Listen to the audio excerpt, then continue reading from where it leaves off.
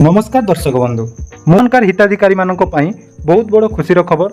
वर्तमान राज्य सरकार तरफ राशन कार्ड हिताधिकारी मानक पुणी थे चाउल सहित गहम मिलवाई जाऊँगी एने जहाँकि मंत्री सूचना देते। तो कौन रही अपडेट आसतु आज भिडियो से विषय में संपूर्ण डिटेल्स जाना। ता पूर्व जदि चैनल को प्रथम थर विजिट कर को लाइक करेंगे, चैनल को सब्सक्राइब करते सब्सक्राइब कर पाखे थी बेल आइकन को क्लिक कर ऑल सेट करदे। तो देखिपे जो अपडेट टी आसी राशन कार्ड हिताधिकारी खुशी खबर, पुणी राशन कार्ड रे चाउल सह मिलिबो गहम। सूचना देले खाद्य जोगाण मंत्री कृष्णचंद्र पात्र। तो आज जो अपडेट टी रही पुणी राशन कार्ड रे मिलिबो गहम, राशन कार्ड हिताधिकारी को चाउल सह मिलिबो गहम एने सूचना देइचंती खाद्य जोगाण मंत्री कृष्णचंद्र पात्र। तेणु हिताधिकारी को मिलुवा चाउलर 20% गहम देवाकू केंद्र खाउटी कल्याण मंत्री निकट में दाबी करिथिबा कहिसंती राज्य खाद्य जोगाण मंत्री कृष्णचंद्र पात्र।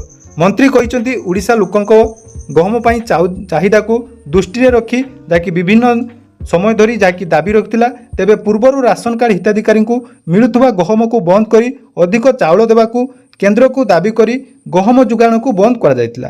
तेणु सेवाकार बीजेडी सरकार गहम को बंद करी राशन कार्ड हिताधिकारी को केवल चाउल जोगाई देउथिले। तेणु वर्तमान खाद्य जोगाण मंत्री केंद्र मंत्री सह आलोचना करिबा परे राशन कार्ड हिताधिकारी को पुणी थे पूर्वपरी जहाँकि चाउल सह गहम मिलवाई जाऊँगी। तो जदि आपण मानक पाखरे राशन कार्ड अच्छी ताले खूब जल्दी आपण मानक राशन कार्ड रे चाउल सहित गहम देखिया मिलिबो। धन्यवाद।